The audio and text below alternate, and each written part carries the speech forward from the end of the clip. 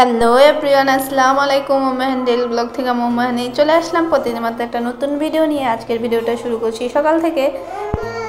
তো আজকে কিন্তু শীতটা একটু কম পড়েছে, আজকে অনেকটাই কুয়াশা কম। এই 2 দিন যত কুয়াশা ছিল, আর সকালবেলা ঘুম থেকে উঠে মনে করলাম যে একটু নাস্তা বানিয়ে নিই, আজকে একটু নাস্তা খেয়াই। মানে এই কয়দিন তো শীতের জন্য কোনো কাজ করতে মন বলছিল না, এত শীতের মধ্যে কোনো কাজ করে কিন্তু শান্তি পাওয়া যায় না। সেই জন্য এই কয়দিন কিন্তু অনেক বোরিং ছিলাম, বোরিং লাগছিল যে এত শীতের মধ্যে কি কোনো কাজ করা যায়। আর এই শীতে তো আমার কাপড় চোপড় ধোয়া, থাল বাসন ধোয়া একদম বিরক্ত লাগে এইসব কাজ করতে। তো কি করবো, আজকে একটু রোদ উঠেছে আর নাস্তা বানিয়ে নিলাম। এই সকালের নাস্তাটা আমি তো দেখছি যে গ্রাম অঞ্চলে বলে আরও শীত পড়েছে। কালকে সকাল দিকে একটু একটু করে হালকা হালকা বৃষ্টি হচ্ছিল আমাদের এই দিকে, 2-1 ফুট বৃষ্টি পড়ছিল। তো এতটা শীত পড়েছে, আমি তো চিন্তা করি যারা অসহায় মানুষ, যারা রাস্তায় থাকে এত কষ্ট করে, তাদের কি অবস্থা। আমরা এত ভালো, আল্লাহ তাআলা আমাদেরকে এত ভালো জায়গায় রেখেছে যে আমরা কোনো কিছুই করতে পারছি না, কোনো কিছুর কষ্ট বুঝতে পারছি না। তবুও কিন্তু আমাদের কাছে অনেক খারাপ লাগছে, শীতের জন্য কোনো কাজ করতে মন বলছে না। কিন্তু যারা অসহায় মানুষ, তারা রাস্তাঘাটে যারা থাকে, এই যে অনেক সময় ফোনে দেখি আমরা যে শীতের মধ্যে বয়স্ক মানুষ তারা রাস্তায় শুয়ে আছে, তারপরে ছোট ছোট মানুষ ছালার বস্তা গায়ে দিয়ে আছে শীতের জন্য। তো এগুলো দেখে কিন্তু অনেক মন খারাপ হয়, আর একদিকে কিন্তু খুশিও হই যে আল্লাহ তাআলা আমাদেরকে এত ভালো জায়গায় রেখেছে, তবু আমরা আল্লাহ তাআলার জন্য কিছুই করতে পারছি না। যে অসহায় মানুষের পাশে যে গিয়ে দাঁড়াবো, সেই সামর্থ্যটা কিন্তু আমাদের নেই, এখন পর্যন্ত আল্লাহ তাআলা দেয়নি। তো যদি ভবিষ্যতে সেরকম পর্যায়ে যায়, তাহলে কিন্তু অবশ্যই নিজেদের যেটুকু আছে সেটুকু অসহায় মানুষদের দেওয়ার চেষ্টা করব। আর কথা বলতে বলতে আমি কিন্তু পরোটাগুলো এক এক করে ভেজে নিচ্ছি। আমার ভিডিওর এই পর্যায়ে আমার সেই পুরনো কথাটা বলে নিচ্ছি আমার ভালোবাসার আপু ভাইয়াদের কাছে, যে আমার ভিডিওটার কোনো জায়গায় বা কোনো অংশে যদি একটু ভালো লাগে, প্লিজ একটা লাইক দিয়ে দিবে। আর যারা এই ধরনের ভিডিও পছন্দ করে, তারা চাইলে আমার চ্যানেলটাকে অবশ্যই সাবস্ক্রাইব করে দিবে। আর এই তো আমি এখন চা বানাচ্ছি, চাটা বানিয়ে নিচ্ছি। পরোটা দিয়ে চা দিয়ে খেতে মন চাইলো, অনেক দিন ধরে খাওয়া হয়নি, সেজন্য আজকে বানালাম। আর শীতকালে গরম গরম চা তো খেতে ভালোই লাগে, অসাধারণ লাগে আমার কাছে। বিশেষ করে 1 কাপ চা দিয়ে কিন্তু শীতের সকালটা অনেক এনজয় করা যায়। আর এই তো পরোটা দিয়ে এবার খাওয়া দাওয়াটা করে নিচ্ছি।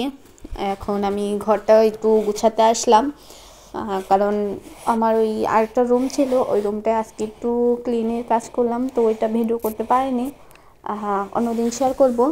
আর আজকে এখন আমি এই ঘরটা একটু পরিষ্কার করে নিচ্ছি।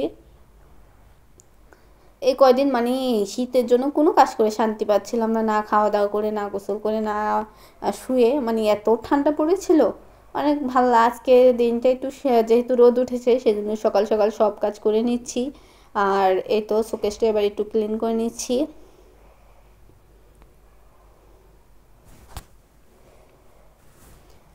শোকেসটা ক্লিন করার পর শোকেসটা ক্লিন করে তারপরে হচ্ছে খাটটা একটু ক্লিন করব। অনেক কাজ রয়েছে বাকি এখনও। আর আমার শরীরটা একটু অসুস্থ, তার জন্য কোনো কাজ করতে ভাল লাগতেছিল না, তবু কী করার, কাজ তো করতেই হবে, বসে থাকলে তো আর হবে না। সেই জন্য সকাল সকাল কাজ করলাম। আর ওই জিনিসটা আমি বানিয়েছিলাম ক্লে দিয়ে, আর কালকে চিনিগুলো ঢেলে নিচ্ছিলাম।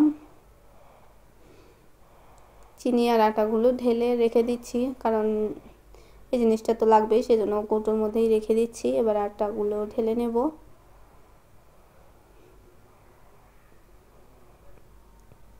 আর শপের থেকে আনলে কিন্তু অনেকটাই ভালো হয়, কারণ এই যে 2 কেজি আটা এনেছি, তাও প্যাকেটের আটা 45 টাকা করে পড়েছে। এমনি দোকান থেকে আনতে গেলে কিন্তু 55 টাকা করে রাখে, 10 টাকায় বেশি। তো আমার যে জায়গায় কম পাবো সেই জায়গায় তো যাবো। আর দুপুরে আজকে রান্না করেছিলাম লাল শাক ভাজি, অনেক দিন ধরে খাওয়া হয়নি।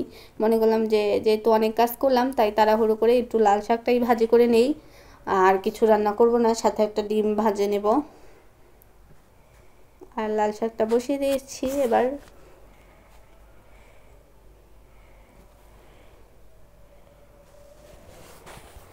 আর লাল শাক ভাজি মানে শাক অনেক দিন ধরে খাওয়া হয়নি, শাক দিয়ে আজকে অনেকগুলো ভাত খেয়েছি। আমার তো মাছ মাংসের চাইতে শাকই ভাল লাগে।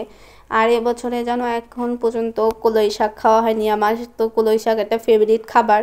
তো দেখি নানিদের বাসায় যাব কিছুদিনের মধ্যেই, তখন গিয়ে কলই শাক, আমার নানুরা কলই শাক লাগিয়েছে, তো ওখান থেকে কলই শাক তুলে তারপরে এনে খাবো।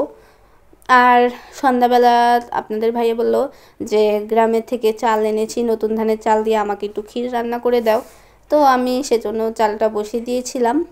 এটা অল্প করে ফুটলে তারপরে ঘুটে পানি দিয়ে দুধ দিয়ে তারপরে নামিয়ে ফেলবো। একদমই ইজি রান্না। আমি কালারটা যাতে সুন্দর আসে সেজন্য একটুখানি মিঠাই দিয়েছিলাম।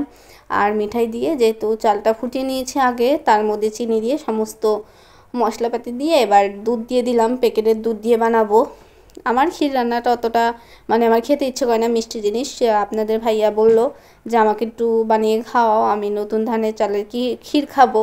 বাড়ি যেহেতু গিয়েছিলাম খাওয়া হয়নি, তাই আজকে আমি বানালাম। আর ক্ষীরটা খেতে কিন্তু অনেক মজা হয়েছে। এদিকে আমার আন্টি আবার এসেছিল, আমি আবার বললাম যে আন্টি এভাবে নামাবো, আন্টি বললো না একটু ডাল ঘুটনিতে একটু ঘুটে নাও তাহলে ভালো হবে খেতে। তো এই জন্য আন্টি আবার ডাল ঘুটনিতে একটু ঘুটে দিচ্ছিল।